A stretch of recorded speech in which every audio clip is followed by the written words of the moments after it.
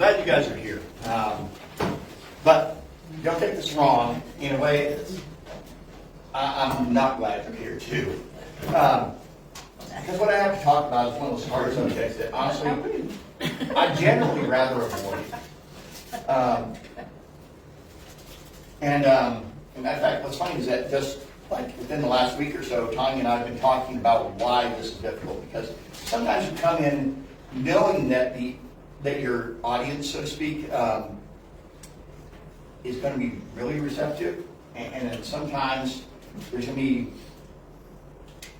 a little emotional pushback. And so the last time I talked about the subject, I was in a room full of people who were like-minded. Honestly, I even asked Tanya to reach out to somebody to see if there was still an old copy of that, so I could kind of plagiarize myself and get some ideas, and it's gone with the wind, so to speak. But at any rate, it's so much easier when you're in a room full of people you know are going to be receptive. And it's so much harder when you know that there's going to be some emotional problems that get through this. And so I'm just going to bite the bullet and tackle this. And if you know me, you know I don't like talking about things that are political. And we're going to be talking today about abortion, and that I don't believe, honestly, that it's a political subject per se. Because the way I look at things, politics is simply one way to try to solve a problem. Okay, if we've got homeless people, politics is going to try and do what it can about it. The church, we're going to try to do what we can about it. Maybe you as an individual will do something. Give some guy, at the intersection a $5 bill as you're passing by at the stoplight. I don't know. It's going to look different for all of us. And there's organizations that are out there for all this stuff. But politics is simply a way to deal with a problem. Abortion is one of those problems. It's been divisive longer than I've been alive. Heavily, heavily, heavily divisive. Matter of fact, I don't know if there's a hotter topic in our country than this. But it still needs to be hit. Because where I'm coming from is something that, I've gone to the Bible and I've read, and I believe that what I've seen informs the passion I have about it. And this is one of those subjects that people get super passionate about, okay? Maybe you've seen protests on the anniversary of the Roe versus Wade decision, and they're shouting at each other. And shouting is really a pretty polite way of putting it. They're cussing, they're screaming, sometimes there's violence, quite honestly, which is never okay. And it kind of goes back to what I was taught back in kindergarten, violence never solves a problem, but some people try it anyway. I realize that not everyone's going to agree with me. And even with people who agree with me, there's probably going to be some nuance, okay? And I also recognize that this is a deeply personal thing, and there's going to be some people that have history with this. This is going online, so it's not even just the people in the room who are going to hear it. It's going to be various people who will tune in and join us online. So I know people have history with this, and I don't want to come off like I'm being harsh. I'm not trying to pile guilt or shame or anything on anyone who's dealt with this in the past in a way that I would definitely not choose to. But regardless, it is what it is. But I'd like to think that I'm coming today with, instead of a message of guilt and shame, I'm thinking of it in terms of basically a message of grace. That there is goodness in this, and there is, no matter where we stand, no matter what has happened, no matter what may happen, God's grace is more than enough. Matter of fact, I'm kind of reminded of one of the lines we sang earlier in one of the songs. It's probably my favorite song. My favorite line in the song, "His Name is Jesus." It says, "The Savior is in the room. no soul beyond the boundaries of his grace. And that's such a good line, because so often we think it's like, oh, God, you don't know. I've done something so bad, so horrific, not even you could forgive me. And God's like, try me. Not quite. He's not asking you to try him, but, the point is, there's no limit to his grace. There's no sin or set of sins or a lifetime chock full of sin that he can't forgive. I don't know if you guys heard, but Scott Adams, the comic strip author of Dilbert. You guys know that one? Dilbert? He passed away this week. He's been an adamant atheist his whole life. But he had friends who were Christians. And so they basically pled with him, said, hey, really, we love you. We don't want to see you basically get sent to hell for atheism. We would love for you to be there in heaven with us. And so what he did is he planned, I guess you could call it a Hail Mary. And so he planned a deathbed conversion. He had cancer. He saw his death coming. And so that's pretty much, it happened, I guess, just the way he planned it. So he gave his life to Christ on his deathbed. And, personally, I'm like, why would you wait? But I know I'm biased, so having never been an atheist, it's a little easier for me to say. But regardless, even at that point, even that last-minute conversion, so to speak, God still finds all the grace that's needed for that. It's not like you said, oh, Scott, sorry, you waited to the last minute. I'm sorry. Time was up 5 minutes earlier, or 5 days earlier, 5 years, I don't know. It's nothing like that. There's grace that covers us all, no matter what we've done, no matter when we come to him. We can always, as we're just singing, we can always run to the Father. So, what I'm reading is hopefully a message of grace. But grace, when it's properly received and understood, brings about what the Bible calls repentance. It brings a change in our heart and in our minds, and it changes our behavior. It changes our thought patterns. It changes right down to our very heart, which is something that no psychologist can really do. No AA or NA group can achieve. None of that. It takes a personal relationship with God to revive a spirit that's been dead and change a heart. So there's that. But it always ends up in a change of our behaviors. Okay? I wanted to bring up a handful of verses here. This is one that I would never have thought, but in preparation for this, I was listening to one preacher that I really respect named Charles Swindoll, and he brought this one into it. So I want to go ahead and take a look at 2 Timothy. 2 Timothy, chapter 3, just the first verse. Okay? So 2 Timothy chapter 3, verse 1 says this. He says, you should know this, Timothy, that in the last days there will be very difficult times. Now, I don't think anyone's going to argue that weren't difficult times. Whether it's the kind of difficult that Paul is talking about or not, who could say for sure? And to some degree, I'm kind of, I won't say misusing this verse, but I'm kind of taking it to point out something a little different. Because when it says the word difficult right there, if you look back in Greek, which is the original language that the New Testament was written in, it's not just a term that means just difficult. Cholepos, I believe, probably. That's right. Okay. I wrote it down, but I'm like, as I'm looking at it, that didn't look right. So anyway, but it can be translated harsh, fierce, or as Charles Swindoll pointed out, the word savage. And these are savage times. And all you got to do is jump on the internet, maybe Reddit or social media in some other way, place, form. Man, the instant somebody says something, I mean, pretty much anything, somebody's going to come in and argue with it. If not, just get downright dirty. I mean, they're pulling no punches. They're saying whatever it is, and sometimes it's over the dumbest stuff. Sometimes it is over serious things that really do matter. It might even be a literal matter of life and death, but oftentimes it's over this stuff that is kind of like, well, you really shouldn't squeeze that toothpaste from the middle. You should be squeezing it from the end, rolling it up while you. Okay, thank you. I'll keep that in mind for next time I squeeze toothpaste. You changed my life. And it's not the way it's supposed to go. But we have this savage mentality.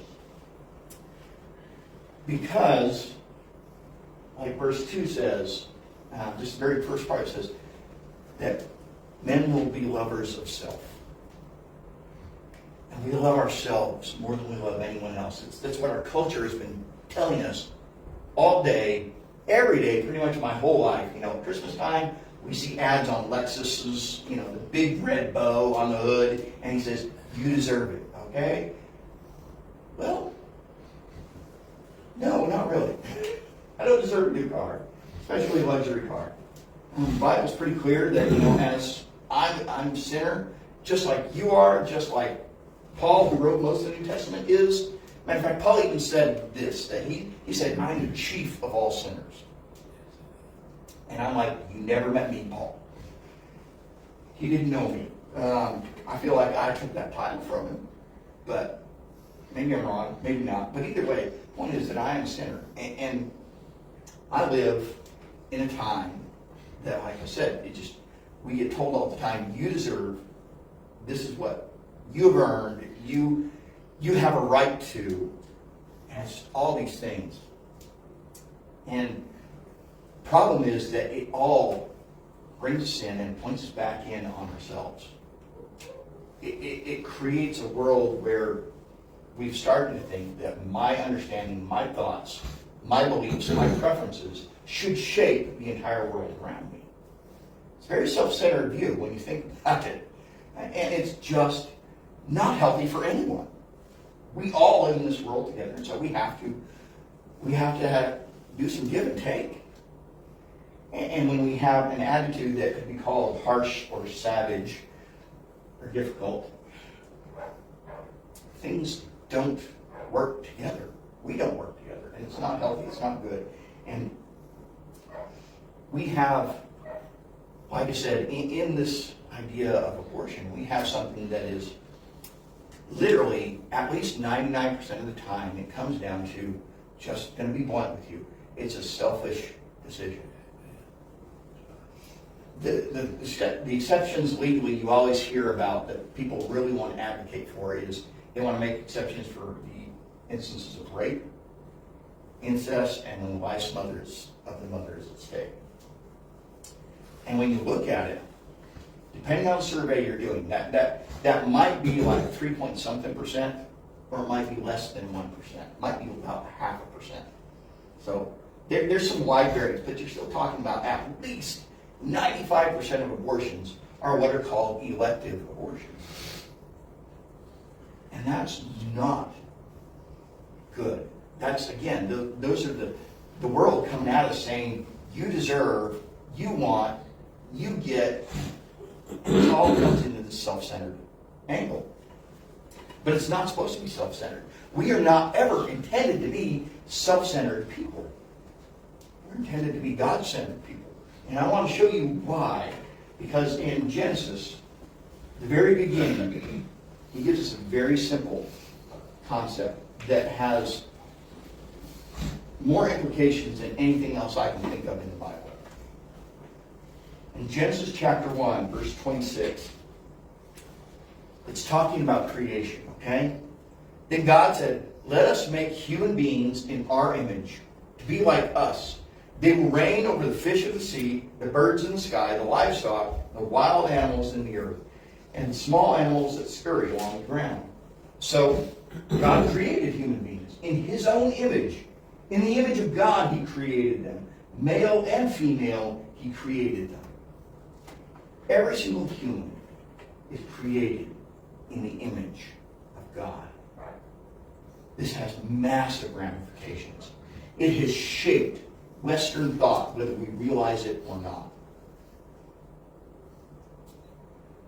When, I'm pulling blank on his name. I got the wrong name in my head. I can't shake it. But I I got Francis Scott Key, and that's so not the right name. It's not even the right country. There's a man who lived about that time in Britain. He was friends with the guy who wrote the song Amazing Grace. I can't remember his name. I wish I could right now. John Locke, maybe? No. But at any rate, this man started his life quest to do away with the slave trade and with slavery in the United Kingdoms. He spent year after year as a politician fighting for it. And I'll be the first to say that people have taken the Bible and they've used that to try to justify slavery in the past. Especially here in the southern United States, we just had a bad chunk of theology. I don't know how else to say it. And so we engaged in slavery, which goes against what I was just talking about. If another human is made in the image of God, we can't treat somebody less than. That's true for people because of the color of their skin. It's true for people because of their physical abilities, their mental abilities. It doesn't matter what it is. Again, every single human being is made in the image of God. There's like most people, I've kind of got a bucket list. A lot of that bucket list is a lot of places I'd love to go visit. All over the globe.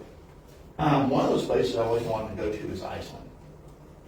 It's, provided you don't go there in winter anyway, it's supposed to be gorgeous.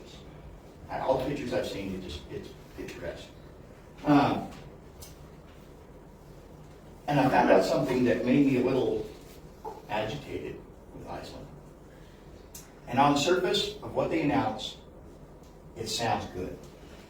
Because what they said, they made an announcement that basically Down syndrome has been almost eliminated in the nation of Iceland. And I'm like, well, Down syndrome is not something I would wish on anyone. So, I mean, that sounds like a good thing. Until you realize and start thinking through, wait, there's no cure for that. So how are they eliminating it? Well, what it is that when you get pregnant, and probably any lady who's been pregnant can vouch, they have a test called amniocentesis. I forget when it is. I think it's about, was it 6 weeks, I think, 8 weeks, I think, when they, I don't know, whenever it is. They basically volunteer to do this test. And it can tell you about a number of genetic abnormalities that are a potential in your baby. And one of those is Down syndrome. And so, basically what has happened is that in Iceland, the culture has become such to where they don't force anyone. So don't get me wrong, I'm not trying to say that. But the culture has become such that almost everybody gets that test done, and almost everybody who gets that test and gets a positive result for their baby having Down syndrome chooses to abort their baby. Almost everybody. I mean, there's not a ton of cases. Iceland's not a big nation, first of all. And so they don't have a ton of births, not compared to the U.S. or China or India or other places like that. But even the number that they have, the limited number that they have, the vast majority of those children get aborted. That's not a cure. That's what I call genocide. Anytime you target a section of the population for extermination, that's genocide, in the truest sense of the term. And getting back to the idea in Genesis chapter 1, created in the image of God. God didn't say, let us create humans in our image according to our likeness, except those with Down syndrome. Or some other genetic abnormality. It doesn't say anything like that. I've had the privilege of knowing a handful of people that have Down syndrome. And they're some of the best people. I know this, lack of a better term, pure souls. There is such a thing as a pure soul. But they're about as close as they get, right? Because there's this childlike quality to them. An outlook that most of us as adults, we lose. And they keep it. And I've treasured that. Psalm 139 gives us another verse. It tells us it's not just about that God made us all in His image. So you get to the book of Psalm, and it's in Psalm 139. Psalm 139, verses 13 through 16. This is a psalm that David wrote. And so, verse 13 is not right. Wrong chapter here. Okay, there we go. I didn't have to page. So 139, verse 13 says, "You made all the delicate inner parts of my body and knit me together in my mother's womb. Thank you for making me so wonderfully complex. Your workmanship is marvelous. How well I know it. You watched me as I was being formed in utter seclusion, as I was woven together in the dark of the womb. You saw me before I was born. Every day of my life was recorded in your book. Every moment was laid out before a single day had passed." So God's trying to say that even before conception happens, that you're a person in His mind. God knows you. He knows what your personality is going to be like. 1,000 years ago, He knew what your favorite color was going to be. He knew that you were not going to like mushrooms, that I was not going to like mushrooms. Okay? He knew all that and more. Yes. And if God knows us like that, how can we discard someone, a person like that, as casually as it has been done? I also want to take a look at one other place that reinforces this, the book of Jeremiah, very first chapter. And this is the prophet Jeremiah, one of the bigger books in the Old Testament, called a major prophet, not because he was more senior in rank or anything, but because it's one of the bigger prophetic books in the Old Testament. But in Jeremiah chapter 1, verse 5, he says this. He says, "I knew you before I formed you in your mother's womb. Before you were born, I set you apart and appointed you as a prophet to the nations." God's got a plan for every single one of us. That's a beautiful thing. It really is. So I've kind of laid out a little bit of the theology behind it. I mean, we can go further in. But this is kind of thing that could be like, we could talk for a month about this. Honestly, I could talk for a month about this. We could bring out so much stuff. It's just mind-boggling. It's honestly, it's overwhelming to me anyway. One thing I wanted to bring up is basically the idea that this is not just a women's issue. Okay, this is what's been shouted, at least what I've felt has been shouted at me my whole life, that this is a women's issue, and that as a man, I need to just butt out. And the simple fact is, it takes two to tango. And so, like I mentioned in 2 Timothy chapter 3, but just the very first part of verse 2 was that men will be lovers of self in these difficult or savage times. And men have had a vested interest in promoting abortion. It's been strongly supported by men through the ages. Matter of fact, did you know that the very first magazine publication that openly endorsed abortion was Playboy magazine? Why? Because boys want to be able to play without consequences. This is just the nature of things. If we can do something and get away with it, have we really done something wrong? I mean, I know people who think that way. It's not wrong unless you get caught, is the saying I've heard. And pregnancy is getting caught red-handed. You know, it just is. And so, I just want to lay something out for guys in general.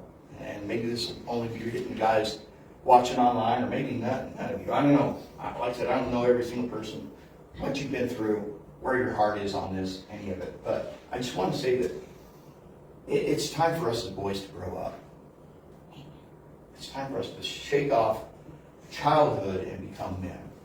And that means sacrificing self. We need to learn to take responsibility for our actions and lead the way back to God. And that's part of our job as men. I mean, that's clear if you read, whether it's Ephesians, about the role of a husband in a family, or whatever it is. You can go right back to Genesis chapter 1 and 2 and 3, and you can see that God created men to lead the way to God. Like, did you know that in Genesis chapter 1, that when God gives them one command, right, in the garden? One single command. It's not even thou shalt not kill. There's this tree in the middle of the garden, okay? It's called the tree of the knowledge of good and evil. Don't eat from it. For the day that you eat from it, you will surely die. Now, we don't know this for sure, but that commandment was given to the man before the woman was created. Now, it's not to say for sure that the woman didn't hear God say that later on. Maybe he repeated himself, but we don't have anything biblically that says that she heard it from God. Matter of fact, I think we can see something that's a hint that she didn't hear it from God. Because you look in Genesis chapter 3, it talks about how humanity stopped being the perfect creations that God created. That when he made us, he said, this is very good. And we became the fallen creatures that are selfish and pretty much has led to the world that we live in now. Genesis chapter 3, when the serpent comes to tempt Eve in the garden, he says, has God said you shall not eat from the tree? And this is Eve's response. He said that we shouldn't eat it and that we shouldn't even touch it, lest we die. And that's not what God said. He said, don't eat it. Like I've said before about this passage, if it was an apple, they could pick up that apple and play catch with it if they wanted to. No harm. No violation of any commandment. They just couldn't eat it. But what is it we all do? Especially if you're a parent, you know. We take a command and we make it bigger to try to create a little safety margin. I think that's what Adam did. Is that when he told Eve the commandment, I think he said, look, here's that tree. We're not allowed to eat that tree. So if we eat from it, we're going to die. So, matter of fact, don't even touch the tree. Let's just consider it that way. It's if you touch it, you die. Let's not even mess with it, right? This is what we do all the time. We take something that's simple and we make it more complex, and we think we're making it better, we're making it safer, and that's not the result this time anyway. But this is what we do. And so the point is that God gave Adam a command, and he had a responsibility to lead his wife in that command. This is the way God set things up. It's not that men are more qualified. Frankly, I think if anything, we're less qualified. It all comes down to, can we rely on God to do the tasks that he's laid in front of us? It's how capable he is. It's never about how capable we are.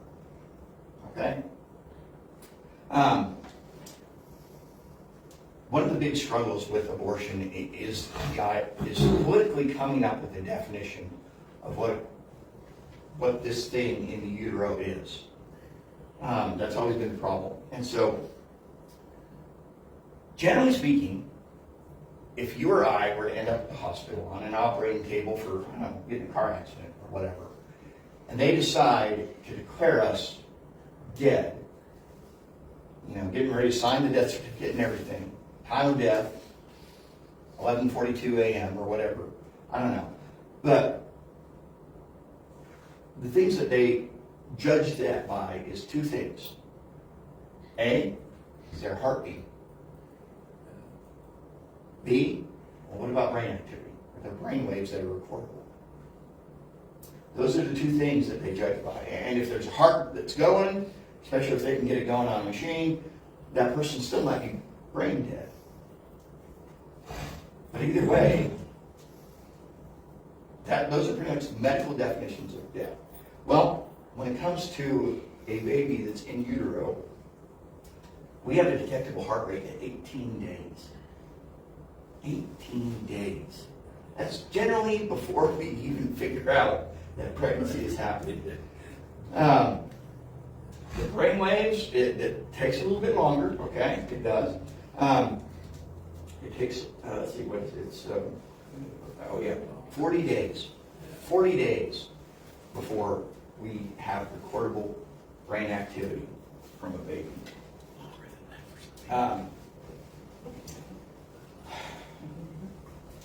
There is, the latest statistics I could find says that globally, according to World Health Organization, so WHO, you might ask, it's the World Health Organization, sorry, could resist that joke. They say there are 73 million abortions per year. 73 million abortions per year. Here in the U.S., that was obviously a good deal smaller. It is 1,038,100, according to the Guttmacher Institute. And if you know the Guttmacher Institute, they are basically Planned Parenthood's research wing. So there's that. Now, the kicker of that number is that we really don't know, because we're not required to report the number of abortions. It's purely a voluntary thing. So this is the organizations that are willing to go the, I won't call it an extra mile, but do the little bit of extra work in order to track that and then tell about it. Okay? So we don't know for sure how many actually happen in the nation. Nearly 2/3 of the abortions that happen in the U.S. these days are now chemical abortions. We take a drug, okay? I said we, obviously not me, but the most common one I hear about is mifepristone, and it's an interesting drug. Back in 2016, the FDA changed its rules, okay?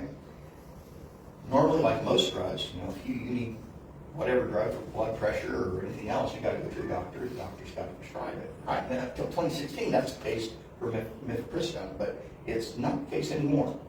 Since 2016, it can be prescribed in every single state without an in-person visit. So you don't have to go visit the doctor. You can do one of those teledoc visits, other things like that. You can do, let's see, and it doesn't take a doctor either. A nurse can prescribe it. And it's distributed through the mail.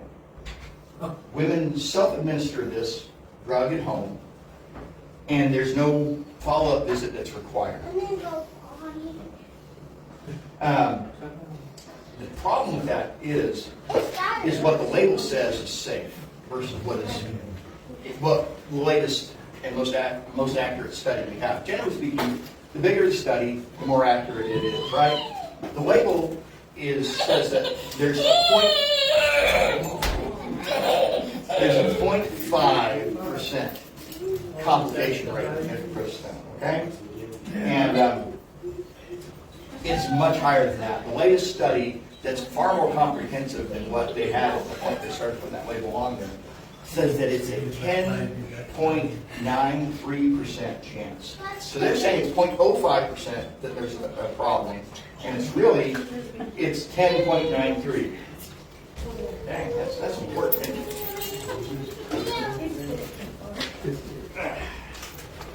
There, I don't want to go that bad.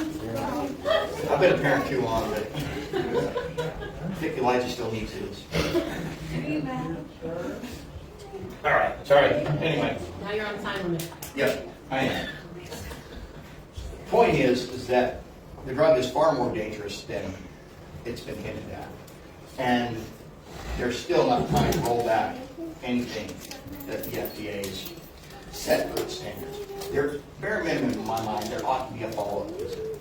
Because anytime a drug causes life-threatening complications 10% or more of the time, that ought to be monitored. But because it's such a political issue, they're not willing to tackle that. They also say it's safe as Tylenol. which means that basically that as many people end up in the hospital from Tylenol as end up in the hospital from mifepristone. And that sounds cool, except for the fact that how many more Tylenol are taken versus mifepristone pills. It's not even common. It's probably at least 1,000 times the number of Tylenol. And all this is just talking about problems that come from it.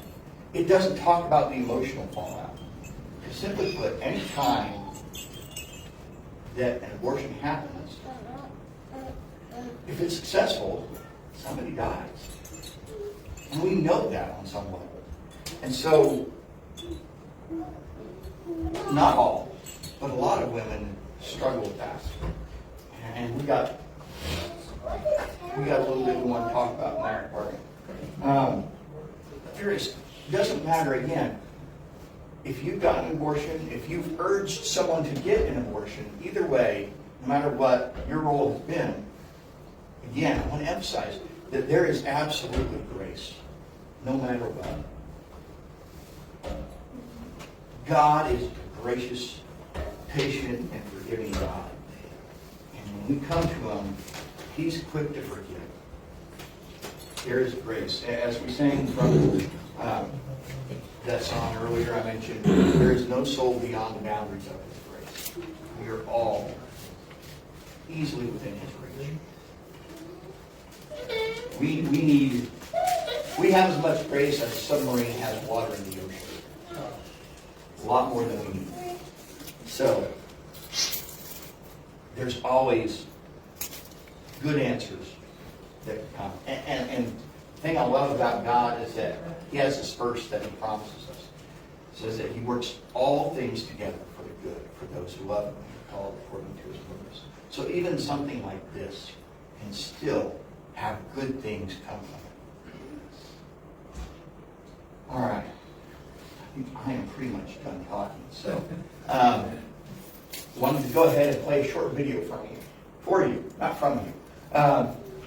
If you would bring up a picture real quick, not real quick.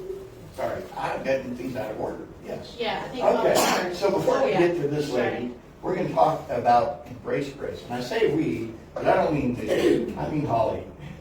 She graciously, last night, agreed to come up and just talk about one of the mysteries we have here at this church that we're doing, and it's honestly, it started in response to abortion.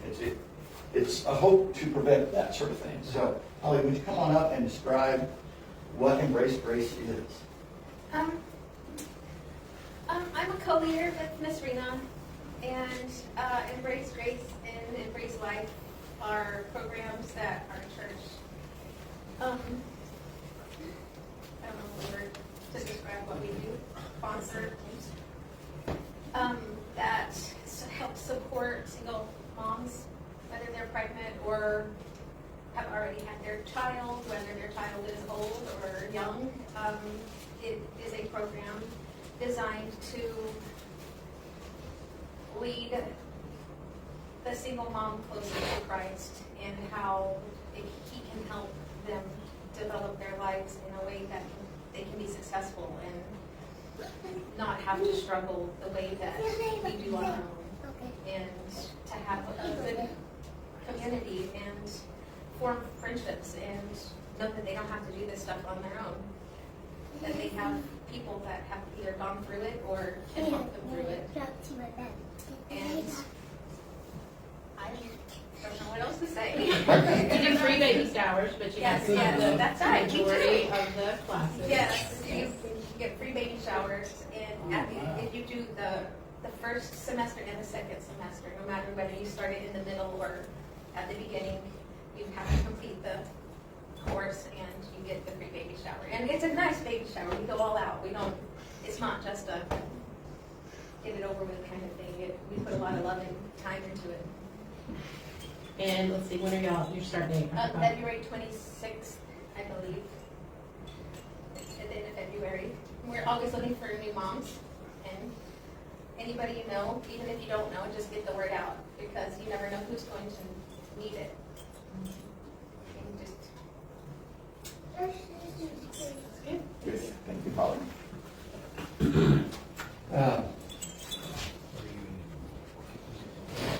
To simply put, everything I looked at says that the most common reason that a woman will choose to have an abortion more or less boils down to, I can't do this on my own.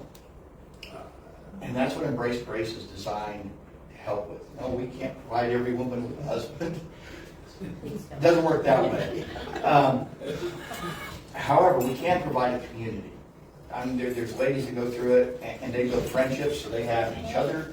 And the whole point is to hopefully connect them to Live Oak Church, so that they have a connection to a group of people, a bigger group of people, and get some emotional support, some babysitting help occasionally, that sort of thing. And we found that to be true, that a lot of the ladies that go through Embrace Grace and Embrace Life still come to us for help when they need something parenting-wise. And that's very flattering.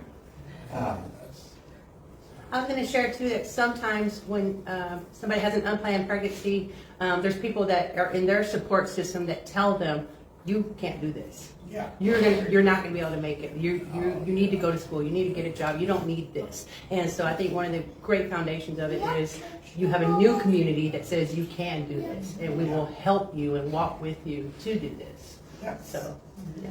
And that's what I love about this. It provides that community, that help. So there's that. Okay. Go ahead and bring up this picture. This lady right here is Esther. And a couple of years ago, we had the privilege of meeting her, and she got involved with the church, and then she promptly moved to Tennessee. So we lost her in a sense, but she is still able to benefit the church even a little bit. So, yeah, go ahead and play that video for us real quick. And this is her story.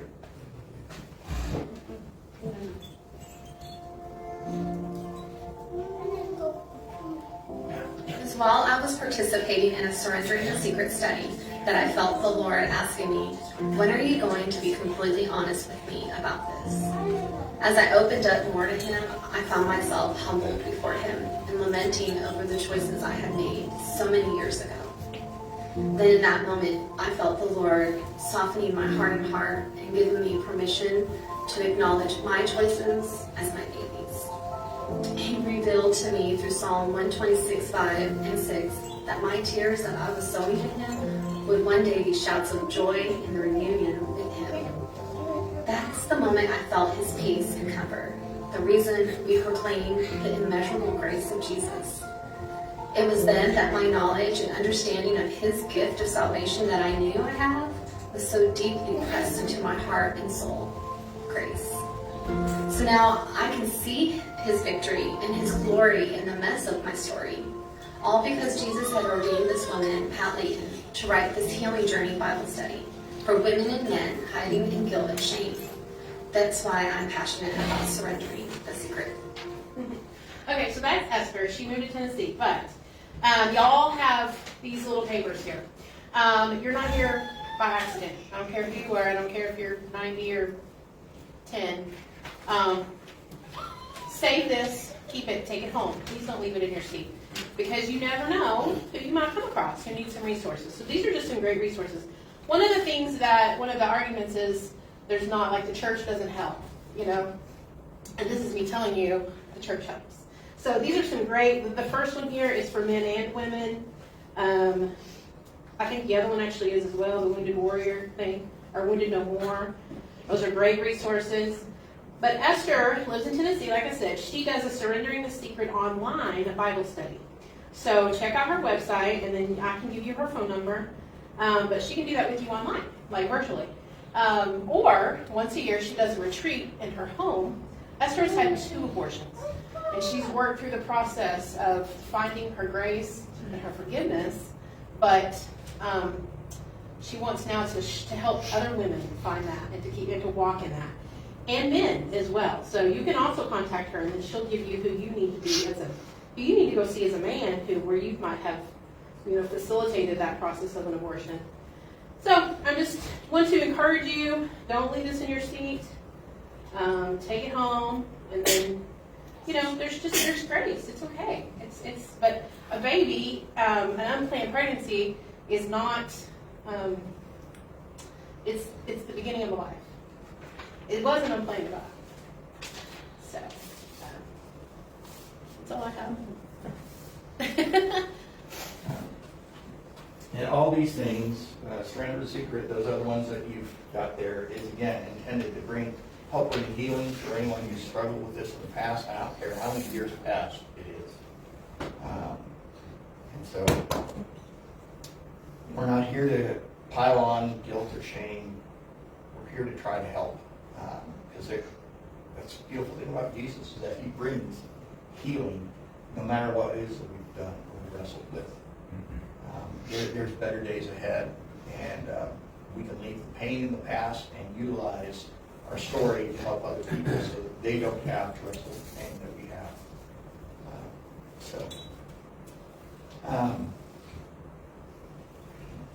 I guess I really didn't have any announcements, so let's just pray. Lord God, I just come to you and just I thank you for your goodness and grace, which is more than enough to cover any and all of our sins. I thank you that you give us the Holy Spirit to lead us into the truth, and that you can help make us bold so that we can speak the truth in hard situations. Help us do it graciously, though. I don't want to bring shame on your name. I don't want people thinking about the church as an angry place full of bitter people. And so may they see you through us. We want to help this world be a better place until the day you come back and you make this place your throne, your kingdom, in every sense of that term. Just thank you for your grace in our lives. In the name of Jesus, I pray. Amen.